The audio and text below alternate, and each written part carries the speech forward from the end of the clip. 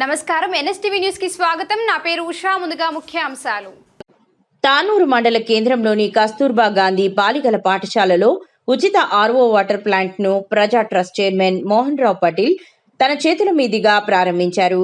గత సంవత్సరం మోహన్ రావు పాటిల్ ప్రజా ట్రస్ట్ ఆధ్వర్యంలో నిర్వహించిన ఆల్ ఇన్ వన్ పుస్తకాల పంపిణీ కార్యక్రమంలో భాగంగా కేజీబీవీలో చదువుకునే బాలికలకు తమకు మంచి తాగునీటి సదుపాయం కల్పిస్తూ ఇచ్చిన మాట ప్రకారం ఉచిత ఆర్ఓ వాటర్ ప్లాంట్ ను ఏర్పాటు చేసి ఈ రోజు ప్రారంభించడం జరిగింది.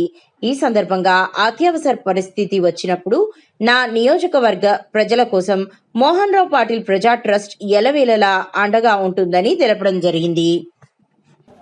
వినోద్ గారు, మాధవరావు జౌలా గారు, మాధవరావు బామ్ని గారు, రవీందర్ సర్పంచ్ గారు, రామ్దాస్ సర్పంచ్ గారు, గణేష్ సర్పంచ్ గారు మరియు అనేక మంది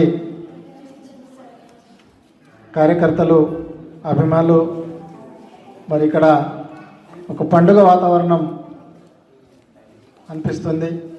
ఎందుకంటే అలైక్య అనే పేరంటేనే అన్నపూర్ణ అంటే ఎప్పుడు ఎవరు అడిగినా మంచి అన్నం పెట్టే అమ్మకే అన్నపూర్ణమ్మ అంటారు. మీ పిల్లల అదృష్టం ఇటువంటి ప్రిన్సిపల్ దొరకడం. మరి ఇక్కడ పిల్లల ద్వారా నేను తెలుసుకున్నాను, చాలా మంచి కూరగాయలు, పౌష్టికాహారంతో పాటు అన్ని విధాలు మంచి ఫుడ్ ఇస్తారని నేను తెలుసుకున్నాను.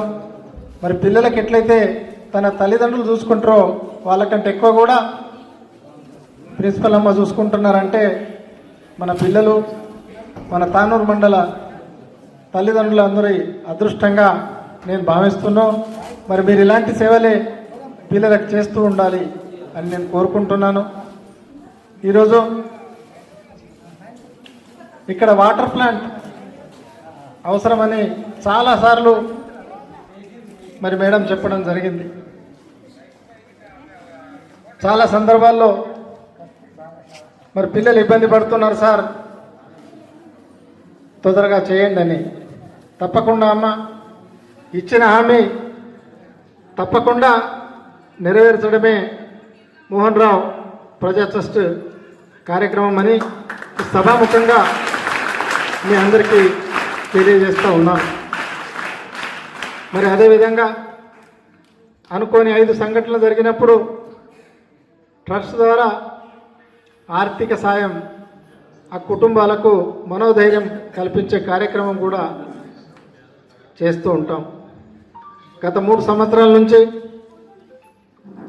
కోచింగ్ సెంటర్లో కోచింగ్ తీసుకున్న 19 మంది విద్యార్థులకు ప్రభుత్వ ఉద్యోగాలు రావడం జరిగింది. అదేవిధంగా వేసవి కాలంలో మజ్జిగ వితరణ కార్యక్రమం అనుకోండి, మన 3వ తేదీ నుంచి ఏదైతే మనకు 19,000 పైచిలుకు